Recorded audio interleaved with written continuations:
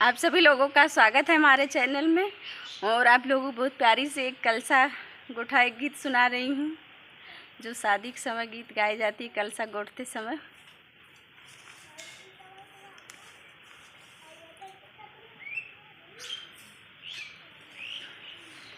आवा ननद रानी बैठा मोरे मड़वे, हाली हाली कलसा गोठा साइत बीती जाई जी, हाली हाली कलसा गोठा साइत बीती जाई जी, हाली हाली कलसा गोठा। पातर पातर अंगूरी का नदी हमारी जी, धीरे धीरे कलसा गोठे मानवा गिराई जी, धीरे धीरे कलसा गोठे मानवा गिराई जी, धीरे धीरे कलसा गोठे।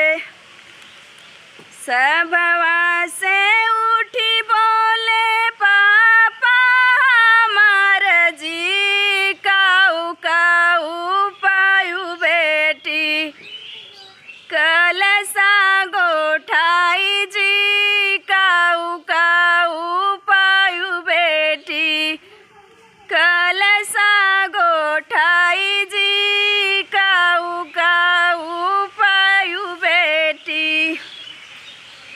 एक पाव आटा पाए एक मुट्ठी दाल जी, रुपया ना एक को पाए कलसा गोठाई जी, रुपया ना एक को पाई कलसा गोठाई जी, रुपया ना एक को पाए।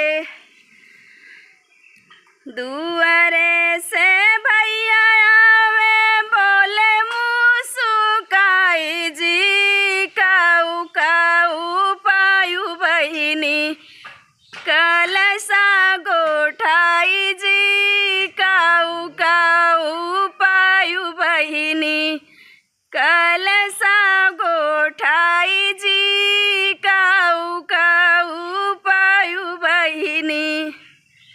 एक मुट्ठी आटा पाए एक मुट्ठी दाल जी, नेग नाही एक को पाए कलसा गोठाई जी, नेग नाही एक को पाए कलसा गोठाई जी, नेग नाही एक को पाए कलसा गोठाई जी।